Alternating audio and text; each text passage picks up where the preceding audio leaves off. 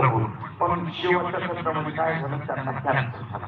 शेवटच्या सत्रात त्यांना केस झाल्यानंतर तिथून पुन्हा बीडला कॅन्सर बारशीला घेऊन जातो. ते बारशीला आल्यावर त्याच्या लक्षात आलं की इथं फिरवायला आपल्याला त्यांची आदम काहीतरी जास्त दिसतो. म्हणजे त्यांनी विचारलं, "राव, एवढं कसं काय फिरवलं मला?